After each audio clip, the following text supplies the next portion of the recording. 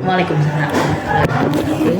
Di sini kami mohon izin untuk wawancara kepada Ibu sebagai Kepala Madrasah di Mangkubumi. Di sini untuk pertama itu wawancara tentang etika profesi yang akan dilaksanakan oleh teman kami kepada Ibu. Di sini saya Akbar akan menanyakan tentang etika profesi kepada Ibu selaku Kepala Madrasah. Nah, di sini Ibu sebagai Kepala Madrasah pasti mengalami atau menghadapi dilema etis. Nah, salah satu guru di sini, guru senior yang memiliki hubungan dekat dengan Kepala Madrasah atau Ibu, ada masalah yaitu kayak terlambat masuk kelas beberapa kali dan ada keluhan dari siswa yang mengatakan bahwa guru tersebut tidak melaksanakan tugasnya dengan baik. Nah, namun guru tersebut juga sangat berjasa dalam meningkatkan reputasi di pesantren atau madrasah ini. Ibu sebagai Kepala Madrasah harus memutuskan bagaimana menangani masalah ini dengan tetap menjaga profesionalitas dan keadilan serta mempertimbangkan kepentingan semua pihak. Nah, pertanyaannya, apa prinsip etika yang harus dipegang Kepala Madrasah dalam menangani masalah ini agar tetap profesional dan adil? Kalau ini saya sebagai Kepala Madrasah ya, memang masalah ini pernah terjadi. Idealnya setiap madrasah ada permasalahan seperti itu. Kalau saya sendiri sebagai Kepala Madrasah, cara mengatasinya itu yang pertama, dari misalkan dia ditegur ini beberapa kali terlambat ya, maksudnya awalnya kita tegur secara lisan dulu, kita panggil tapi tidak di tempat umum, maksudnya makanya ada ruang kepala yang lebih privasi. Kita panggil khusus beliau, kita sampaikan bagus-bagus apa masalahnya, apa kendalanya, kenapa terlambat beberapa kali. Nanti kan disampaikan tuh dari guru yang terlambat masalahnya apa, kita kasih teguran lah, jangan diulang. Karena kalau prinsip kami di madrasah kami itu anak yang dikorbankan. Saya lebih mementingkan anak didik kita, apalagi pondok pesantren ya. Pondok pesantren itu sudah dari rumah tuh sudah rela meninggalkan orang tuanya dengan uang saku yang luar biasa, belum uang bulanannya, uang makannya. Jangan sampai dia di sini tuh kita sia-siakan.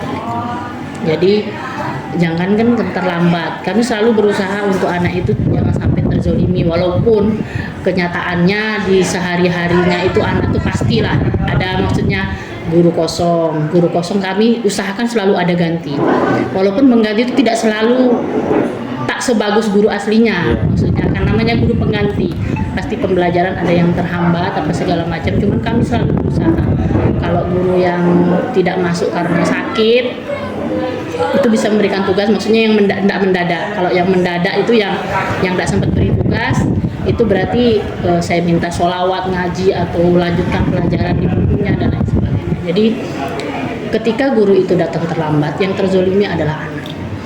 Jadi itu kita sampaikan kepada guru yang bersangkutan, jangan sampai itu terulang kembali.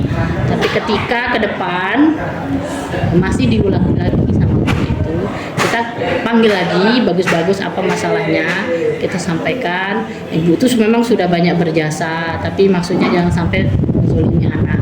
Kalau terulang terus ya mau tidak mau ya sudah, kita ambil tindakan tegas. Lebih baik mengorbankan satu orang daripada mengorbankan anak yang sekian banyak. Jadi misalnya kalau ibu mempertimbangkan misalnya sanksi ke guru tersebut karena ada masa lalunya yang berjasa, itu tetap ibu ambil keputusan tegas. Iya, karena dari awal kan kita bagus-bagus dulu, maksudnya kita sampaikan nasihat itu secara pelan dulu, kita panggil dulu. Jika tidak ada perubahan terus saja seperti itu kan mau tidak mau ya kita ambil tindakan tegas, karena mengorbankan satu orang lebih baik daripada mengorbankan anak yang sekian banyak. Tidak akan efektif. Lalu bagaimana Kepala Madrasah atau ibu sendiri memastikan bahwa keputusan yang ibu ambil itu adil dan juga dapat diterima oleh guru-guru lain atau komunitas di madrasah ini? Ya, yang pertama karena kita dari awal kan ini untuk pembelajaran untuk guru yang lain juga. Kalau datang terlambat tetap kita kasih teguran. Misalkan ada nggak hanya datang terlambat, ada melanggar atau apa, tetap kita panggil, kita kasih nasihat, kita keteguran. Siapapun itu, ketika dia sudah bolak-balik kita nasihatin, tetap tidak ada perubahan. Ibaratnya anak tetap terkorbankan karena dia terlambat atau mungkin tidak masuk tanpa izin dan lain sebagainya. Itu mau tidak mau kita kasih konsekuensi. Makanya kalau dari madrasah kami itu setiap tahun, ini mau semester pas Desember besok ini kami sampaikan kepada Bapak Ibu guru, kami berhentikan semua Bapak Ibu guru sekarang di semester ini. Ketika Bapak Ibu mau mengajukan lagi untuk mengajar di sini, silahkan ajukan lamaran. Jadi ibaratnya kontrak baru. Nah, ya, enggak bukan setahun lah, setahun sekali lah. Jadi ada peraturan-peraturan baru yang memang kalau sudah deal kita ketok palu. Jadi kayak perusahaan, ya perusahaan kan ada refresh kontrak kan, jadi enggak jenuh biar enggak dari awal. Jadi walaupun seperti apa, kalau guru lama mau mengajar sendiri silahkan ajukan lamaran. Batas terakhir ini mau rapat itu menyampaikan itu sekalian. Seperti itu untuk menghindari biar enak kan, refresh kontrak-kontrak tata tertib guru juga itu. Jadi masuk ke pertanyaan tentang masalah lain. Misalnya di sekolah madrasah ini, kepala madrasahnya menerima ada laporan bahwa seorang guru honorer. Di sini ada guru honorer. Rata-rata honorer, ASN cuma 2 orang. Rata-rata honorer. Misalnya ada yang meminta sejumlah uang kepada orang tua siswanya untuk bimbingan tambahan di luar jam sekolah. Nah, beberapa orang tua ini tentu merasa keberatan, tetapi mereka mungkin takut melapor karena khawatir anak mereka akan diperlakukan misalnya tidak adil di sini karena tuntutan dari orang tua tersebut.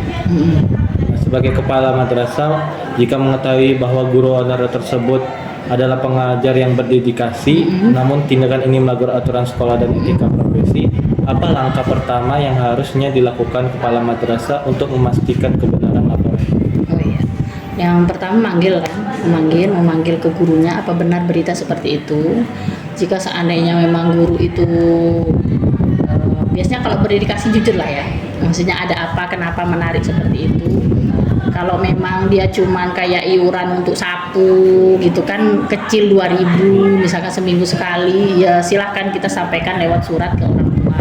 Tapi kalau memang berat yang besar misalkan tuh, ya kami menolak. Maksudnya karena peraturan kita tidak boleh menarik uang yang besar loh ya. Kalau infak cuma berupa sapu tuh mungkin dimaklumi orang tua. Ini kalau ini kan yang memberatkan kan, memberatkan orang tua itu. Tetap kita ingatkan pada peraturan itu. Jangan sampai karena ini nanti madrasah kita satu guru yang berbuat seperti ini diklaim seluruh gurunya seperti itu. Jadi tetap menyampaikan tidak boleh. Dan kita memanggil guru itu tetap dengan ya ke ruang kepala, maksudnya tidak di depan umum dulu. Kita tetap negurnya secara manusiawi, bagus-bagus. Jadi kalau dia memberatkan orang tua, kalau memang itu tidak begitu tidak begitu penting gitu. Kalau operasional sekolah kan sudah ada dana bos, tidak ada yang begitu urgen, sudah kita kembalikan saja uangnya. Nggak usah. Jangan sampai, kalau sekolah kami itu alhamdulillah kan menengah ke bawah ya. Uang bulanannya aja cuma 65.000, itu pun yang cuma non pondok saja yang anak yang pondok tidak ada ditarik sama sekali, asli dari dana bos, gaji guru dari dana bos kayak gitu. Jadi benar-benar jangan sampai memberatkan orang tua. Yayasan kami dari awal berdiri itu menyampaikan ini didirikan sekolah ini untuk biar tidak ada anak punya alasan kalau dia tidak sekolah karena biaya. Jadi banyak yang kami gratiskan, banyak yang kami pokoknya asal dia tuh penting mau sekolah saja. Kami asal dia bagus ya, maksudnya memang keinginan kuat untuk sekolah, silahkan masuk ke sini. Berapa yang kami bebas? Jangankan anak non pondok, anak pondok pun dibebaskan dari uang makan banyak. Ke yayasan asal mau menghadap. Jadi tidak ada alasan kalau anak yang pengen sekolah itu tidak lanjut untuk sekolah karena biaya. Dari awal pendiri almarhum beliau seperti itu, pendiri yayasan. Jika status guru honorer tersebut membuat masalah seperti itu, ibu sebagai kepala madrasah bagaimana mempertimbangkannya?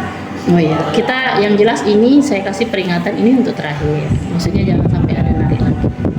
ketika ada narik lagi akan saya kembalikan lagi. Tapi kalau masih bolak-balik juga ini ya otomatis siap dengan tanda tangan untuk dikeluarkan gitu.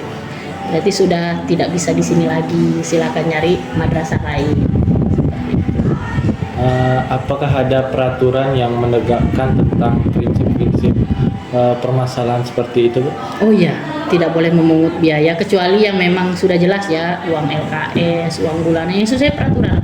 Kita kan guru rajin mengadakan rapat. Rapat itu kita yang buat keputusan, biaya apa saja yang kita keluarkan, yang biasa biaya ujian dan lain sebagainya. Di luar itu tidak ada penarikan sama sekali, tidak boleh. Karena itu akan merusak reputasi sekolah kita sendiri.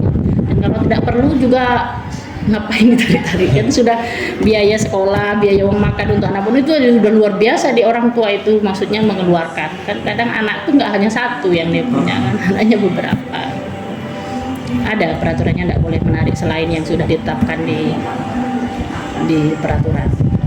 Apakah ada motivasi misalnya kalau ada guru yang terkena masalah tersebut dari ibu sendiri sebagai kepala madrasah? Oh iya, kalau yang misalkan kita lihat ininya ya, keadaan ekonomi guru. Tapi kalau rata-rata honor tuh memang menengah ke bawah keadaannya. Kadang kami itu kalau misalkan lebaran atau apa tuh berikan sembako kepada bapak ibu guru. Terus sebenarnya kalau guru yang berdedikasi itu kita kasih tugas lebih tuh kan dia bisa dapat tambahan gitu. Dan ada yang tidak mampu juga dia siap bekerja itu sebenarnya dapat gitu. Asal mau bekerja. Itu pun dari kami dari yayasan pun sebenarnya kalau misalkan menaikkan tunjangan dan lain sebagainya itu kami siap, tapi tunjukkan dedikasi Anda dulu, profesional Anda tuh berubah apa tidak gitu. Kalau berubah dengan senang hati kami tambahkan kayak gitu. Jadi ada dampaknya untuk yayasan itu ada. Jadi enggak segelontoran kami naikkan bicara apa gaji kami bilang kan. Jadi tunjukkan profesional guru itu dengan sendirinya kami akan memberikan yang lebih. Sebenarnya seperti itu. Dan kalau yang seperti itu mengajar sering telat dan sebagainya kayak mana kita naikkan kan? Seperti itu.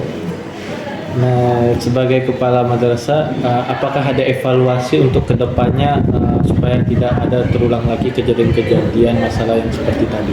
Oh iya, rutin. Kami setiap sekolah idealnya tuh misalnya seminggu sekali rapat ya, kalau ada permasalahan langsung selesaikan.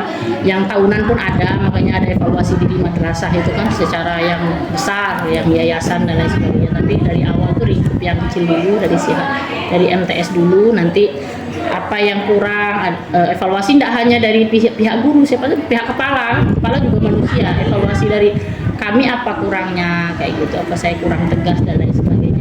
Kita kalau di sini alhamdulillah prinsipnya fair-fairan, banyak orang muda, maksudnya kayak gitulah ciri madrasah Mbak Ululum, kalau orang nengok tuh muda-muda gitu.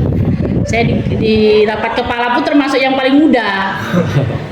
Jadi maksudnya muda-muda kayak gitulah. Guru yang di sini juga ada beberapa yang jauh lebih tua dari saya, seperti itu kan lebih senior. Ini keterbukaan aja. Kalau ada masalah tuh kita selesaikan kekeluargaan saja, tidak hanya dengan guru, dengan pihak orang tua pun tanda tangan seperti itu. Saya selesaikan dengan keluarga.